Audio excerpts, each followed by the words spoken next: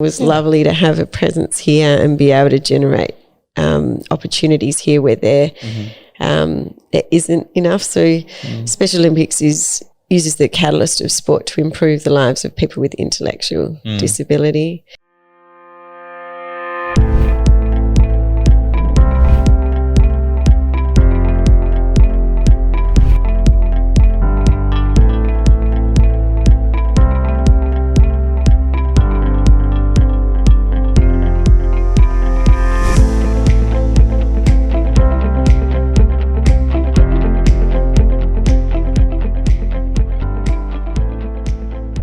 And if you have to distill and talk a bit more on gratitude, how has that, and how has your life experiences told you or taught you and trained you to be more person filled with gratitude? I think incredibly well brought up. I would say my parents are wonderful people, and my brother and sister, but family, and my dad isn't driven entrepreneur, sportsman, very motivated and successful. My mum is amazing. She is, I would say, a humanitarian, very understated, and I think it's an amazing balance to have. And my mum's idol was Nelson Mandela. She is such a wonderful person with so much purpose, but you only, as you get older and you see your parents for individuals rather than just being yours, and you find out more about what they believe in and they do in their life. And I think that it's deeply ingrained in me without knowing, but that sense of responsibility to others has definitely been there. But I'd say it's also from happiness, that you have love and happiness, and that fosters gratitude. And that brings more. Yeah, absolutely. Very powerful. And coming to, your next role with Special Olympics Australia, could you talk, about the project you're working on and the purpose? Sure.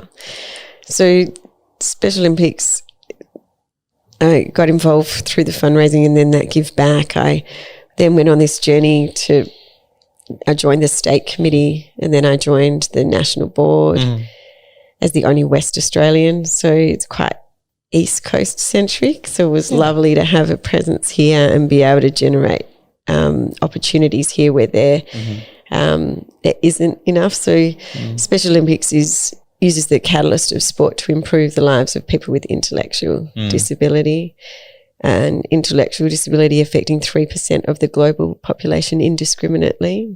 So it can be in any family, and people with intellectual disability are, some of the most marginalised people in the world. So by using such a proven and, it's a global movement. It's the biggest humanitarian event in the world, the World Games. It's the biggest health organisation in the world for people with disability, with over 6 million athletes globally. So the more I got involved, the more I saw it as just a way to drive really positive change in a really hopeful way. And it resonates so well when you talk to people about it. And so there was this video shared with me by a fellow volunteer who sort of who involved us and took us out to soccer games at the start. And she shared this video of Dublin in 2003, which was the first time the World Games were held outside the US. And Nelson Mandela opens the opening ceremony, and there's Bono on the guitar and Arnold Schwarzenegger walking around, and then there's this video of the athletes. And it's amazing. And that was 2003. You go, where have we been? How do we not have this? Why have we not done this? And having Optus Stadium there, it would, it fostered this why, like, we should host the World Games. And so we had one of our fundraiser lunches in 2019. We had Dr. Jordan Nguyen come to speak, a biomedical engineer who invented a buggy that you control with your eyes for a boy with cerebral palsy that only had control of his eyes. And that was his dream. And he came across, he donated his fee back to us, which the fee was this hurdle because we were, zero cost, and then it ended up being such a catalyst for other people to give that day. But he said, what are your dreams? And I was like, I want to host the World Games in Perth. And he finished his presentation with that, and I was a bit like, I'm not ready. And he goes, it doesn't happen unless you put it out there. And so it snowballed. He's amazing. He's built an avatar of my dad now, and you put on VR goggles and you can talk to the avatar.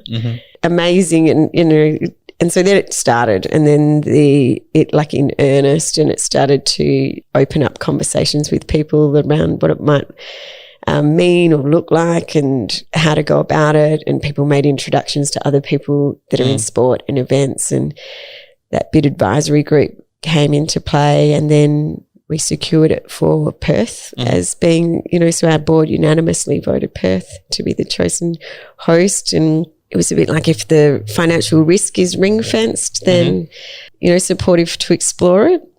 And we had wonderful, pro bono support from like Clayton Utz for law, and the big four, PwC, EY, Deloitte and KPMG all came together. And we said, this is what we're thinking and looking at. EY did our feasibility, then Deloitte did the next bit of work. But really to be collaborative and innovative